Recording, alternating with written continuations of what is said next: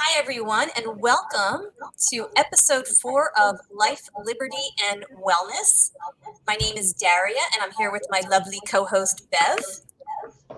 Hey, Bev. Hello, everybody.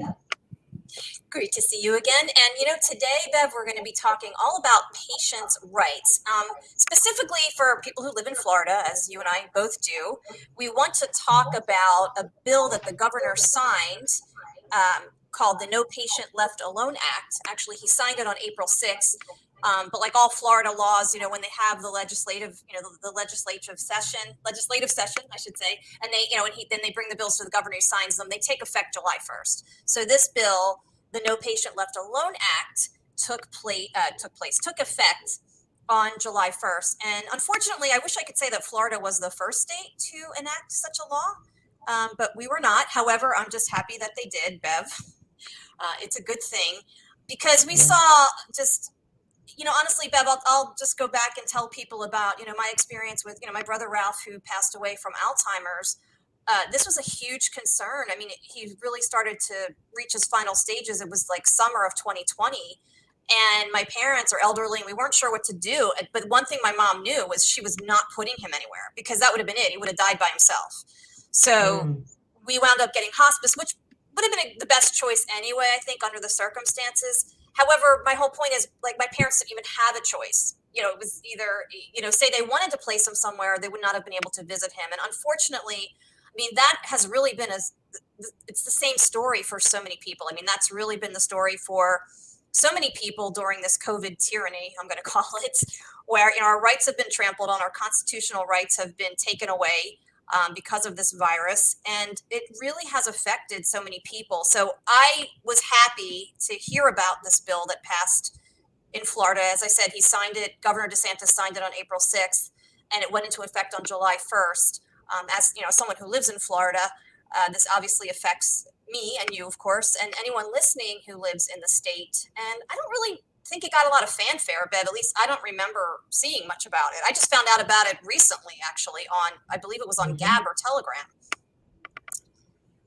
So I'm just happy that he signed it, because I was angry, I got to say, that he extended the protections for hospitals under the CARES Act for another year till June of 2023. However, now that I found out that he also signed this, I feel a little bit better about that because, let's get into what, some of the provisions of this bill. It really does uphold, this individual rights of people, not just people in the facilities, but their loved ones who want to visit them. So, one of the things it says is that it guarantees Florida families the fundamental right to visit their loved ones who are receiving care in hospitals, hospices, and long-term care facilities. So it includes pretty much the broad spectrum of healthcare facilities, not just hospitals.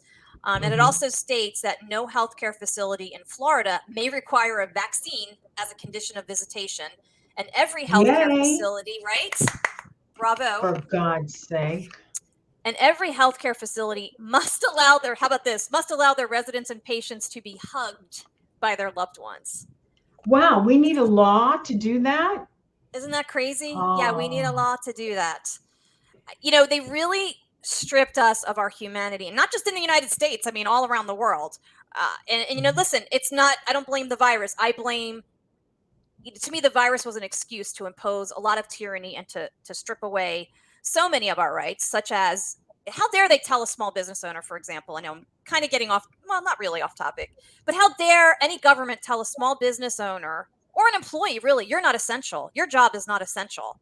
You just stay home, hide in your house, be fearful of a virus that most people have a 99% chance of surviving, and we're just going to shut you down because you're not essential. But Walmart's essential. Publix is essential. The liquor stores are essential. Somehow gyms are not essential, but liquor stores were. So, and I can interject here, and don't go outside and get natural vitamin D from the sun, which will help you be more healthy and build your immune system. Nobody mentioned that. That's a well-known fact. Nobody mentioned it.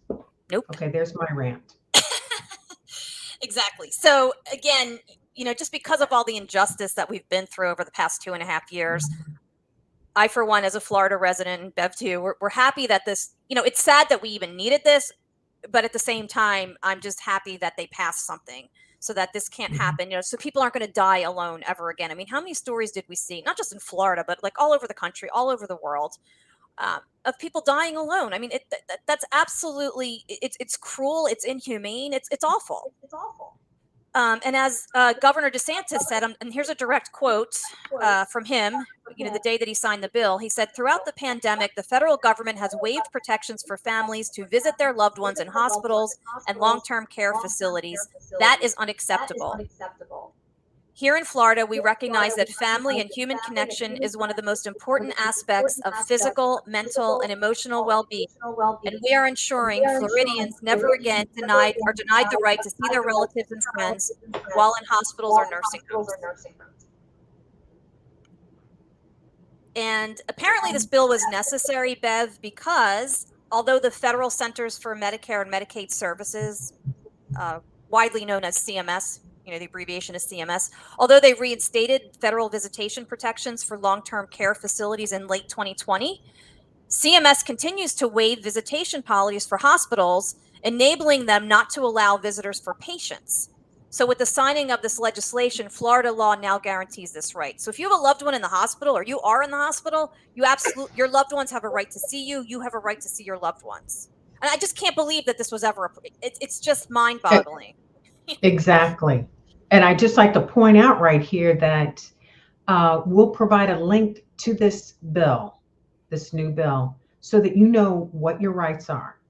You've got to know what they are, because I think that there'll still be institutions, either they don't understand it, they still want to do what they want to do, whatever it is, but make sure that you have access to this, that you're prepared, and you know what your rights are.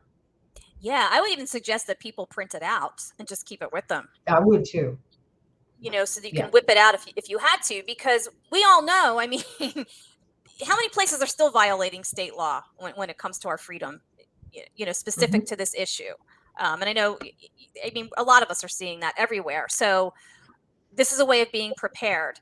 And I want to just share with everybody further that this bill, which is SB 988, it states that healthcare facilities must allow in-person visitation in all of the following circumstances unless the resident, client, or patient objects. So I just want to mention them all here. So end-of-life situations, a resident, client, or patient who is living with family before being admitted to the provider's care is struggling with the change in environment and lack of in-person family support. Wow, that's really important.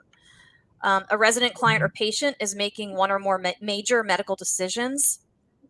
A resident, client, or patient is experiencing emotional distress or grieving the loss of a friend or family member who recently died. A resident, client, or patient needs cueing or encouragement to eat or drink, which was previously provided by a family member or caregiver. That's huge as well. Wow. A resident, client, or patient who used to talk and interact with others is seldom speaking. This also applies for hospitals, childbirth, including labor and delivery. Again, that was another thing that happened. How many women had to give birth alone over Oh my God, 2020? that must have Disgusting. that's Just disgusting. And pediatric patients are also included. Could you imagine leaving a child by themselves in the hospital without a parent or a loved one being able to, and to I'm stay sure it with them? happened. I'm sure it happened, Daria. Disgusting. Because in the hospitals, in their defense, they were following the law at the time.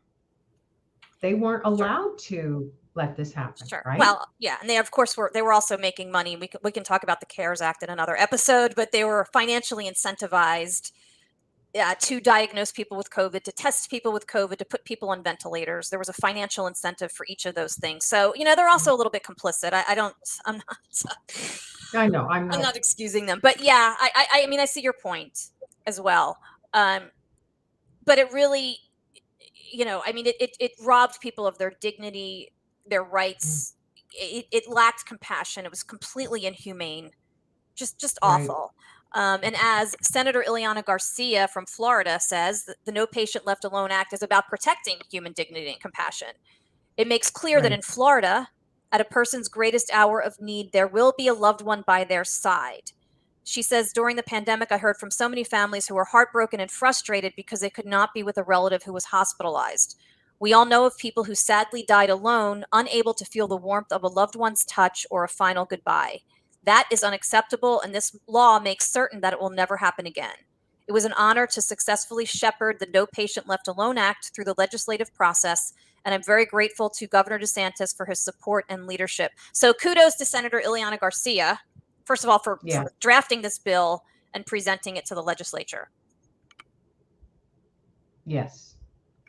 And there's been much support for that. Also, well, the Healthcare Administration Secretary Simone Marstiller, and she talks about the fundamental right for these residents. It's a fundamental right, but we have to have a bill to pass that, to affect that. There's also, they mentioned Senator Ileana Garcia, and she's in Miami, District 37. So just remember some of these names when you get ready to vote, when it's time to vote. These are people who are truly looking out for you, not just taking a position in government. Right. And then she was the one, as I just said, Ileana Garcia, she's the one that introduced the bill. So really, bravo to her. Brava. Okay. And yes, and that's important too, because listen, we're stuck with this political system, and I could go on a rant about that, but I won't. So as long as we're stuck with this political system, we need to really pay attention to what people are doing and hold them accountable. And when they do good things, then they deserve reelection. Right. And then when they are elected, though, it's our responsibility as citizens to stay on top of what's going on. It's kind of like we say, don't outsource your health. Well, don't outsource your rights either. Yes, vote for good people, but you still have to hold them accountable, because they're still human. They're still susceptible to lobbying and all the other, in my mind, just immoral things that go on. I mean, I think lobbying should be banned, but right now it's a thing. So we have to, they have to hear from we the people, I guess is what I'm saying, but we also have to pay attention. Right. And we need to let them know what we believe in and what we want. We're paying them. People don't look at it that way. They're like, oh, well, take care of it. And then when they're not happy, then they complain. Well, you weren't paying attention. Exactly. And here's an example of this too. Like last summer, I was part of Jeff Childers, who was the fabulous attorney who has been at the forefront of fighting for people's rights in Florida. Bev, you and I both saw him recently at the event we attended in Orlando. But I've been on his, and I know you are too, I've been on his newsletter for over a year. And I guess it was right around this time last year that he started, it was called like 5 a day. Basically, you signed up to get text messages to call, and they would send you like the names of 5 state reps, 5 state senators. Sometimes it was the governor too, with their phone numbers, and call them, because we were pushing for them to pass laws that basically saying, outlawing mandates, no vaccine mandate, no mask mandate. That's what we were really pushing for. And eventually they did have a special, didn't happen until November, but they had a special session. And look, the bills did not go far enough as far as I'm concerned, but we got something. And I really do believe it was because of all that pushback from citizens, like those citizen activists constantly calling. And I have to tell you, 99% of the time I was talking to voicemail, but I made those calls every day because it was that important. And it was kind of, really disappointing. Like when I would get through, it was usually to an aide. And I remember one of them saying to me, well, the governor signed an executive order, banning that. And I said to him, executive orders are not permanent. What happens when he's out of office? This needs to be codified into law. So it was kind of, I don't know, it was really disappointing to see that people didn't understand that. I'm like, you're an aide and you work in the state rep's office. Don't you understand how this works? But I just wanted to put that out there as an example of, you can affect change. And, like I said, the bills in my mind didn't go far enough, but we got something. So it's, we have to stay on top of these people. Yeah. And we should add, what's his name? COVID and Coffee, his newsletter. Yes. Jeff Childers, Coffee and COVID. Jeff Childers, who just looked, oh man, he writes every day, and he writes about so many different things. It's like getting a newspaper every day, and he just puts it all together succinctly, and it's so interesting. So we'll put a link in there so that you can look at his information. But it takes people like that to bring us together as a team, as a community, so we have more power together, so we understand what's going on, and we can then, it's not about making a difference, it's about getting our rights and Hmm. what we're supposed to have and what we want. So he's a very Exactly. important part. He has attorneys that he's supporting as well, who are changing the laws so that this EAU doesn't happen again, the mask mandates, all because that is the way we have to work through our government. But they're doing it. So there's more involvement now than ever to change what's happening. And Yes. we all need to know that. Yes, and We, for example, just so that people know, Jeff Childers was the one who successfully represented the Gainesville firefighters against the vaccine mandate. Mhm, So mhm. he's accomplished a lot in his team. And I know, Bev, we met the founder of Liberty Counsel with an S, Counsel for liberty-minded attorneys that you were just mentioning, that are representing people all over the country that are fighting back. So I just want to point out too, because I know a lot of people say, because I mean, bravo to all the protests going on in Europe with the farmers. I mean, God bless them fighting back. But I see a lot of people in Gab saying, well, why aren't American citizens doing this? Well, a lot of us are fighting back in other ways. I mean, we might not be out in the Mhm. streets, but you've got these attorneys, for example, Liberty Counsel and Jeff Childers, working through the legal Right. system to uphold people's rights. Not everything has to be about a protest. I mean, yes, sometimes that's appropriate. And God bless those farmers. But that doesn't Right. mean that other people aren't doing anything. I just wanted to point that out because I've seen people I, make those I comments. agree with you as well. A protest doesn't go far enough. It can bring the attention, it can bring the masses together, but then you have to take it to the next step. Yes. Yeah, Totally agree. and I also think, Bev, just the act of defiance, like you and I saying, no, we're just going to take our supplements, we're going to live our healthy lifestyle, and that's how we're going to deal with this. We're not getting the Mhm. vaccine. I think even that is just an act of defiance. It may not be public, it might not be out there, but there are many people like us who have said, no, I choose not to. Do you think it's And an act of defiance, though? I mean, isn't it? It's our right to choose. well, it But I is, but guess, go ahead. I go ahead. no, I'm sorry. I see it as my right to choose. Other people may see it as an act of defiance. Well, I see it as an act of defiance against this whole agenda for sure. Even the mask, in the mask mandates. I mean, now I live in Brevard County. I could get away with this. I mean, I never wore a mask from the beginning. I was running in and out of stores, and people, nobody would say. And every once in a while, I would catch the eye of another person who wasn't wearing a mask, and we would just like nod at each other, like, "Hey, I support you." But to me, it felt like not wearing a mask was an act of defiance when everyone around me, even when they were alone in their car, were wearing I know. masks, and I was like, It "No, shouldn't have been. no, it Yeah. shouldn't have been."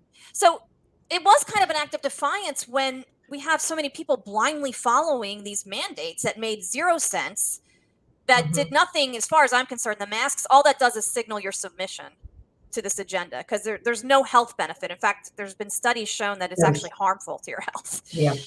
So, I mean, I'm not saying it's up there with like the American Revolution, but when you're bucking the system in a way that's saying Yeah. wear a mask, and oh, and by the way, take this vaccine that we rushed through. Uh, We don't know what's in it, or we're not going to tell you what's in it. There's no paperwork. right, People don't understand that. It's it's true. terrifying. It's Why wouldn't you? I absolutely mean, terrifying. it makes no sense. They people who have taken the vet and they believe in all of this, they'll criticize people like you and me as quote unquote anti-vaxxers. But it's like, what's wrong with asking questions? That there's no Mhm. ingredient list. They're not telling people what's in this, and that you're just supposed to blindly accept this is good for you. And you can't. It's Right. unlike a drug. Like, let's say your doctor prescribed a drug for you and you had a bad reaction. You can stop taking that drug and it'll work its way out of your system in most cases, right? And then you just And don't take it anymore and you're fine. Right. there's paperwork so you can understand what those consequences and side effects are. Exactly. Why wouldn't you expect the same from something that's never getting out of your system once you put it in there? So, Yeah. and it just goes to show how powerful fear is as a weapon, and the powers Yes. that be are well aware of that. And I got to tell you, I understand history a lot better after watching the last 2.5 years unfold. I really do. I understand how they've turned friends against friends, family against family. I get it. I've seen it. And I've been at odds with a few people in my life over it. Yep. I don't even tell people I'm not vaxxed. Now everybody knows that watches this, but I don't tell them. I'm not ashamed of it if it comes in a conversation, but I don't tell them because I don't want to get into that argument because it could affect your friendship. But if we go there, then I'll protect my position, and I have scientific proof and a lot of research to prove my position. It's not what I think; it's what the scientists, the people who created the vaccine, all those things. It's strong research. Yes, 100%. And I'm with you, Bev. I won't bring it up in conversation, but if somebody asks me, then I'm not afraid to say, "No, I didn't get it and I don't plan to." And Mhm. maybe that opens the door sometimes to a conversation about supplements, like some of the things that you and I have already talked about on the show. Right. Supplements, vitamin D, exercise, just all the things that you can do. I mean, there's so many things that you can do to build up your immune system. And as we've been discussing all these last several episodes, that don't involve taking something that includes, God knows, well, we've done our research, we kind of know, but that's not the purpose of this episode. But the point is, there's other things that you can do to support your health.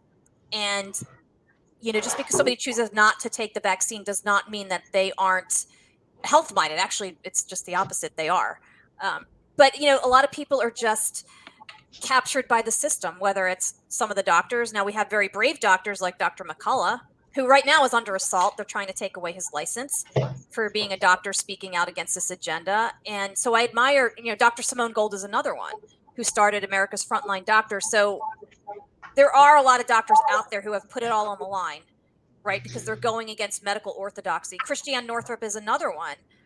Bev, you and I have read her books for going back decades, right? And she's a gynecologist in Maine. She actually left. She hung up her license in 2015 because she didn't like what was going on back then. She didn't have the freedom to treat her patients according to her conscience. And so, I admire, and she's very vocal. She's outspoken about COVID and all the things that you and I talk about. In fact, I want to put it out there. Christiane Northrup, hey, if you want to be on our show, we would love to have you. That would be awesome. um, but unfortunately, she and Dr. McCullough and Dr. Simone Gold, they're still in the minority in the medical profession, right? So I'll give you an example, and I don't think he would mind if I told you this. My brother Mark, right? He's in great health.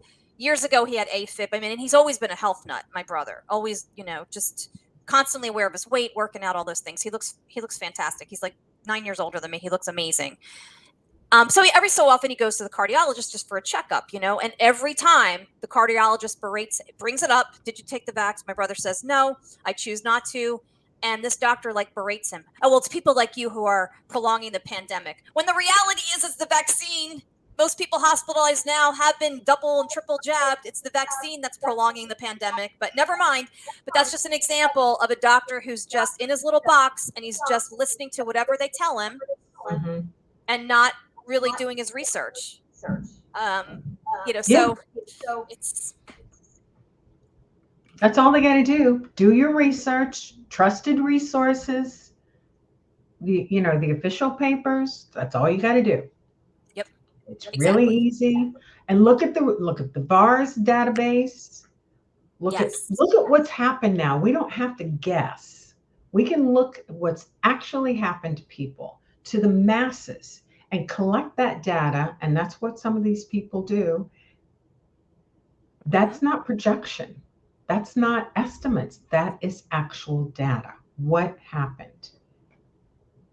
Amen. And you can, for anyone who's interested, all you have to do is a search online and it will come up. There's a Telegram channel for anyone who's on Telegram called Vaccine Injuries. It's real videos of real people, and there's thousands of them, unfortunately. What's the name of it, Daria? COVID Vaccine Injuries. It's on Telegram. Okay. It's run by, her name is Angela. She's from Nashville. her Twitter handle is something like Angela. Oh gosh, I haven't been on Twitter in almost a year, so I can't remember right now. But she also has this COVID vaccine injuries channel on Telegram, and all it is just documentation of different people telling their stories in videos, and they have a lot of before and after pictures. Before I took the vaccine and after. It's terrible, and it's people of all ages. Young people, older, it's everybody that's taken this vaccine, and there's hundreds of thousands. I mean, in Beverly, when did we ever hear of elite athletes just dropping dead on the field? I mean, that's been Right. happening over the last year. Right. It's just, we've no sudden adult death syndrome. Okay, come on, seriously? And now they're trying to normalize heart disease in little kids. No, this has never been a Mm-mm. thing. Okay, so No, and they even admit that there's what do they call it? Long-term side effects or long-term. Okay, that means this is the side effect, and now people are injured, diseased for the rest of their life. That's what the yeah, long-term thing means. yep, They're suffering, they're continuing to suffer.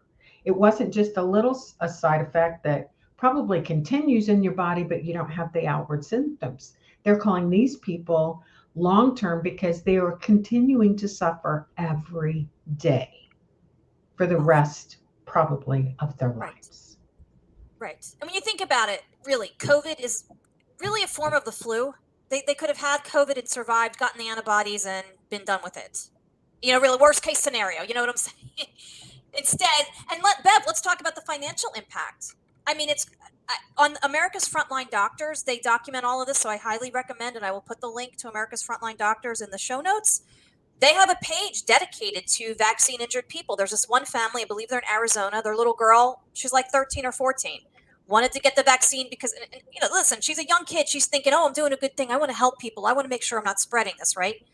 This kid was so active before, right? She was an athlete. She was very excellent grades in school, just a good kid. She wanted to, I believe she really loved children. So she wanted her career to involve, something with children. I don't know whether it was a teacher, but that was like her whole life goal. She got the vaccine. Long story short, again, you can go to America's Frontline Doctors and watch this video. She's in a wheelchair. This family, the last time I looked, or when I first saw the story, and this was several months ago, their medical bills were up to like $600,000. Okay. Oh, yeah, they got to pay for that. They have to pay for it. Is the government paying? Oh, boy, I know we're getting off track here, but we're off track. We're fired up, and this is important. yeah. But, So oh, my anyway, gosh. all the more reason. But let me just say this, and we can finish off this topic. 1986. I don't know why he signed it, President Reagan, but he signed that Childhood Vaccine Injury Act into law, and it basically granted them all immunity. So not only are you like coerced, really, I mean, Right. it was a form of Yes. coercion, right? To take this, Yep. nobody cares if you have adverse effects. Nobody cares. Nobody cares and nobody's paying. Nobody's Nobody's paying. No, responsible. no, But you, and that's all the more reason you should have a choice. exactly. Exactly. Meanwhile, Pfizer's making billions, so listen, people, just open your Mhm. eyes, okay? Just follow the money. That's all I'm asking, and do your research. And anyway, this is really, honestly, I think this is all part of patient rights. I don't really feel like we went off Mhm. track because it all comes down to our Yeah. individual rights and liberties. And Yes. so, and just business owners never should have been forced to shut down and be told, if that's how you're earning your living, that business is essential to you. Nobody has the right to declare you non-essential. And I know up north, Bev, it didn't seem to be too bad here in my part of Florida, but up north, a lot of businesses just went under. My parents' favorite restaurant went out of business because in Pennsylvania, man, they were shut down a heck of a lot longer than we were here. And nobody can sustain that. But all the big box stores, they stayed open. They made millions. Amazon had their best Mhm. year ever. So just think about it, people. That's all I'm asking. Yeah, I agree. Totally. So, getting back to this patient rights bill, the No Patient Left Alone Act. Look, it's Mhm. sad that we even needed it. However, in the climate that we're in, unfortunately, it was needed, and thank God it passed here in Florida. And another provision of this bill I just want to let people know about too. It says by May 6th, so this past May, all Florida hospitals, hospices, nursing homes, assisted living facilities, and intermediate care facilities for the developmentally disabled must adopt and publicly post their visitation policy in an easily accessible format on the homepage of their website. These policies should outline hours for visitation and any health or safety procedures that visitors are subject to. So that's also important as well, because, you know, the most vulnerable among us really took this the hardest, people with disabilities. Yes. So, And I don't see it here in my notes, Daria. Maybe you have it, but there is a way to file, a grievance if you don't feel that they're yes, following the laws of the Patients' Rights Act. yes, Do you have that, or we're going to post that yeah. online? I have it right here. So you can file a complaint with the Agency for Healthcare Administration, the AHCA, for further review and action online at I'll share the link in the show notes, but it's Yes. www.ahca.myflorida.com/visitation. So yes, if you're going to visit a loved one and you're getting resistance, you can file the complaint. And because if they are not upholding your rights according to this bill, then they are violating, according to this law now, they are violating the law. So you do have some recourse. Right. So So you can hug your loved one now, everybody. Hug. Oh, that reminds me. Can I show my shirt now, Daria? Absolutely. Please do. Let's see. Maybe I'll go to full screen. No, I can't go to full screen. Then you can't see me. Oops, opposite. There you go. Oh, I love that. Love, hope, faith with the daisies. Love, hope, faith. Listen, people, this is what we all need right now. We need to believe that we have rights. We need to think about love, to think about hope and faith. And this is part of your well being as well. Daria and I wanted to talk about that because, the things that these people went through that lost someone, I can't imagine. It didn't happen to me. I don't know anybody that it did happen. I haven't talked to people that it happened to. I do know some people in the medical field, and it was just horrendous. Um, you know, Before anything like this happened, we need to keep our mental health up because of other stresses of life. And then you add this. So, we're just hoping that people have a plan in place for their mental well-being. Like, I meditate every day. I do gratitudes. I have a call with some friends once a week to talk about what I'm thankful for, to talk about what good happened. And believe it or not, it sounds silly. It is so powerful. It's so powerful. I do want to start some groups for that, but we've got to do more of that. You have to make room for that in your schedule. It means so much to you as an individual, and then so much to your family and to the extension of your life, who you work with, who your customers are. It just makes life better. And we've got to do extra work now. And Yes. I know you, Daria, have some practices if you want to share those, but we got to make sure we include this as a necessity. Yeah, So go ahead, 100%, Daria. Bev. So like you, I take time. I have like a morning routine and an evening routine. I read a lot of metaphysical authors like Catherine Ponder. She's one of my favorites. Florence Scovel Shinn. Gosh, who else? God, there's so many. But I read those books, to really help you understand that we're so much more powerful than we think, that God has given us.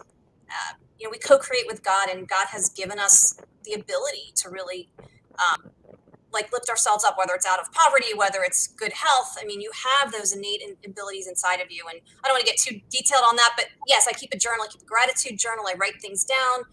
I write down, I state things as if they're already here. Affirm health, for example.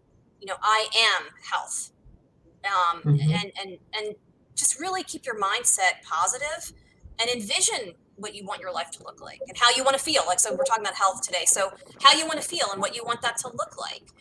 So I do spend time. And then every Thursday night, I'm part of, it's called Infinite Prosperity. And now I just want to say, prosperity is not just about money. Everybody thinks of money. Right. Prosperity is just total well-being. So that includes health, wealth, relationships, your lifestyle, who's in your life, just the quality of your life. It's just overall, how much, uh, your generosity, your ability to give, all of that is prosperity. It's not just Mhm. about give me money, okay? Because everybody assumes Right. that, but it's not.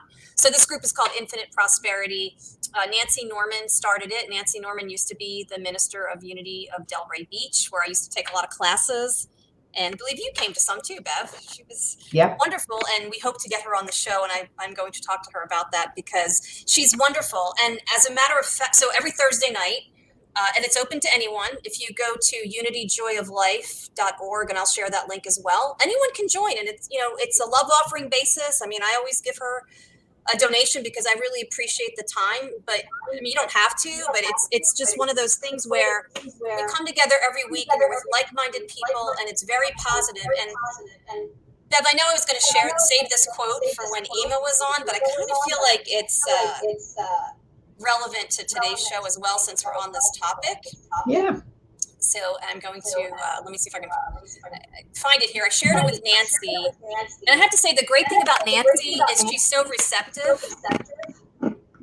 I text her sometimes ideas I have for the prayer group, and she incorporates them. She'll say, "Oh, that's a great idea." So I'm looking for. Here we go. All right, but I do want to read to everyone. This is a quote from a quote from the Dynamic Laws of Healing. And I'm sorry, I have an echo here. I don't know why. Bev, do I sound okay? I'm not hearing it. You're okay. Okay, good. So Catherine Ponder, who's one of my favorite metaphysical, or we call them New Thought authors, she's written several books, and I plan to read all of them. But right now, this is a quote from the Dynamic Laws of Healing, which, by the way, I healed myself in my mind. I've talked about all the things I'm doing for thyroid and other things, and that's all important. But I also use my mind as well. Mhm. Catherine Ponder says, fear generates disease because fear causes an impression on the subconscious phase of mind, which controls so many functions of your body. Unless that fear is removed, you become susceptible to the very diseases you are fearing. So if you're walking around caving into fear, and listen, I understand, I'm not blaming you because there's been a lot of fear porn out there, okay? But you have to Right. resist it.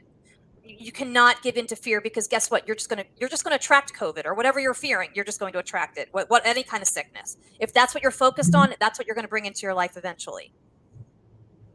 Right. So that And we're going to, mindset. like you said, we're going to have someone come on and talk about some techniques that you can use. We all have it. I mean, and we had it before COVID. It's just Right. 100 times worse now. Yeah. And if you don't address it and think about it and work on it, it doesn't go away by itself. You have to move No. it out of your body and your mind and replace it with some really good stuff. So, Exactly. And we talked about this at Thursday night class this past week, that just the subconscious mind, it's just on autopilot. So you have to really try to focus on kind of bringing the subconscious and the conscious together by affirming good things, saying them out mhm, loud, writing them down, um, speaking them throughout the day, even saying them to yourself. I mean, I like to say things out loud a lot, but even if you're in a room with people and you can't, think it to yourself. And if you catch yourself thinking a fearful thought or a negative thought, stop yourself and replace it with something positive. That is the way you're going to retrain your subconscious mind, because the subconscious mind is just like steam, as Florence Scovel Shinn says. It's not thinking, oh, this is a bad thought. It's just whatever. If it's things from your past, whatever thoughts that are embedded, it's just going mhm, to keep thinking mhm. unless you take control and affirmatively state positive things to overcome the subconscious mind, to clean out all that negative programming you might not even know you have. So Exactly. A lot of people don't know they have it. They know that it comes out in different ways, that they may lash out at people or something triggers it. They don't even know they have it. no, it's true. Yeah, So, and another thing too, Bev, I want to bring this up too, because I think this has been true for me, and I'm sure it's probably true for most people. She starts in her book, The Dynamic Laws of Healing, that really the most important, the foundation of healing is forgiveness. and that we carry a Mm, lot of resentment in the subconscious mind. You might not think you're holding a grudge against somebody or something that happened in the past or maybe even in the present, but your subconscious mind does. And so it's still attracting all that negativity. So I have a mhm. series of forgiveness affirmations that I do every day, every morning, every night, and releasing affirmations.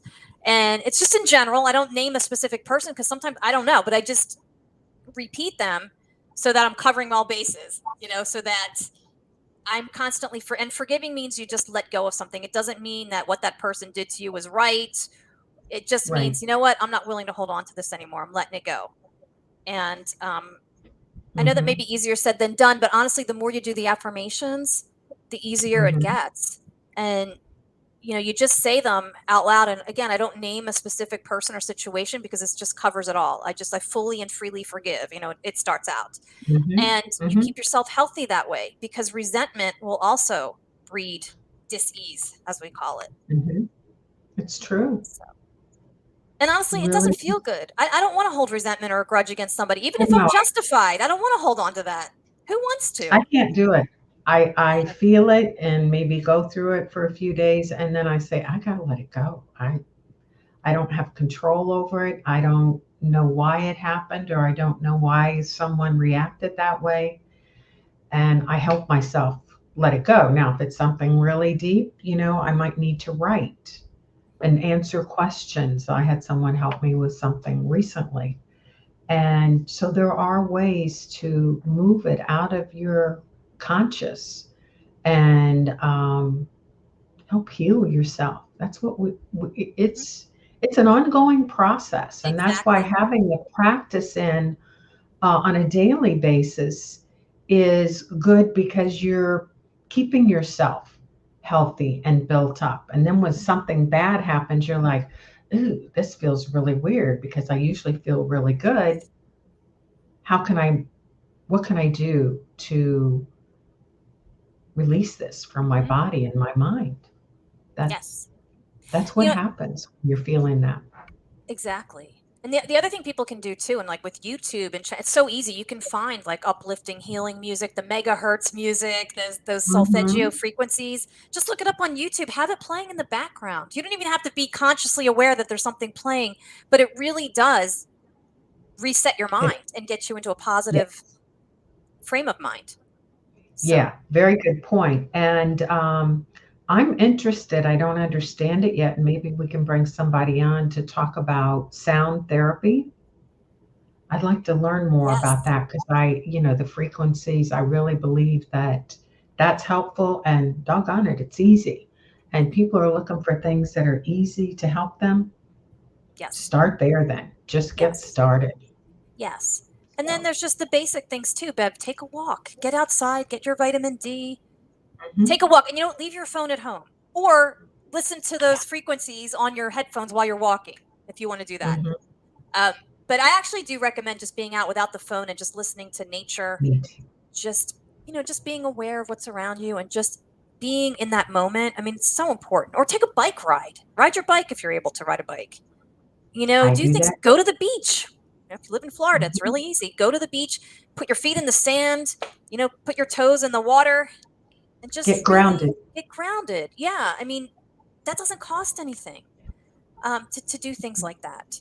So there's so many things that we can do to help ourselves. And then the other point too, you don't have to go to a gym if you want to exercise. I do everything at home. I have Leslie Sansone's. I have her Pilates DVD that I've been using for years. I have a yoga DVD that I've had for years that I do. And then there's a strength training DVD that I use. And I have mentioned before, just because of the low T3 and the thyroid, I don't do extended cardio anymore because it's bad for people with my condition. However, what's good is strength training with the weights, Pilates, yoga, walking, bike riding, all of those things. So that's what I do. I don't pay money to go to a gym. I do all this stuff at home, but you have to have the discipline and you have to really think enough of yourself to do it, to make the time to do it. Yeah. So So I hope we've encouraged you to think about it and know that it can be very beneficial to your happiness and the joy yes, that you can have in life. yes. That's what we want to bring out. Release those I know endorphins. there's yeah, that people get busy, they're stressed, they kind of lose hope. Yeah. But don't. Don't Yeah. do that. Don't do that. There Yeah. really are so many things available to us now. You know, the YouTube interviews, I listen to those a lot and really gain a lot from that. Hmm. Yeah. So, Yeah. So, Bev, one more point though I want to make, just getting back to okay. the Patient's Bill of Rights, because we were saying, Mhm. wow, why is this even necessary? Some more hopeful news though, because we're just at a point where unfortunately it's necessary, and we want to emphasize the positive here. So, there are two reps in New Jersey that are planning to introduce or that have introduced a national version of this bill. So, Yay. Congressman let's see, Representative Jeff Van Drew from New Jersey and Representative Andy Harris from Maryland. This is dated June 30th, 2022, so just a couple weeks ago. They introduced the Mhm. No Patient Left Alone Act, legislation that would guarantee a hospital patient's right to receive visitors and require hospitals to honor this right as a condition of their participation in Medicare. So hopeful, we'll follow this and see what happens. Hopefully, it will get Mhm. passed and signed into law. But to me, it's a positive sign that there are two representatives trying to enact this federally, and that way every Right, state would have to comply. right. And there's so much going on now that, we know that they're busy with other things, but these are really important. You know, our rights are really important. So that's good that they're out there. Absolutely. So we'll Um, follow that bill and see what happens. yeah.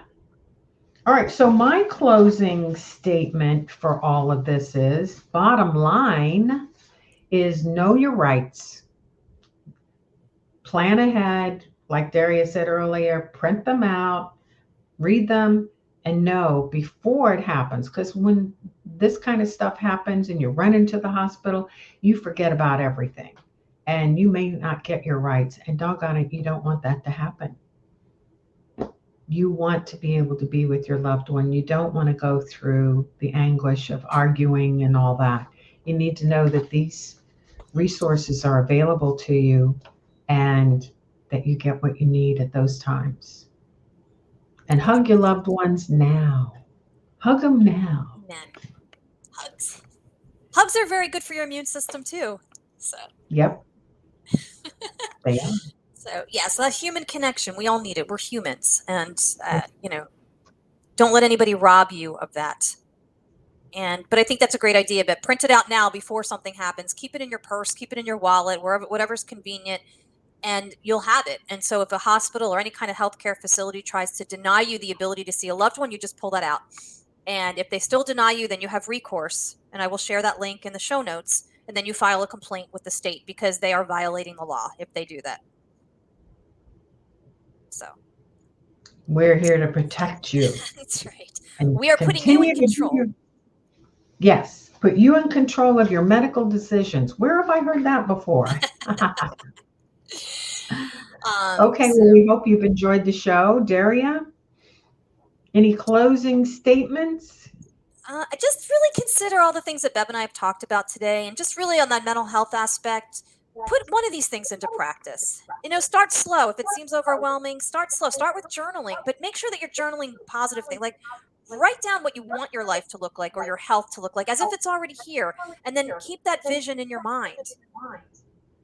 But like start out slow. Choose one thing and incorporate that, and then maybe add another thing and incorporate that, so it doesn't feel overwhelming. But I guess I just want people to know that you have more control than you realize. One other point I will make, or one other piece of advice: turn off the news. Just turn it Agreed. off. Stop filling your mind with depressing thoughts, and most of it is lies anyway. And Right. so just turn it off. So that's my parting thought for today, Bev.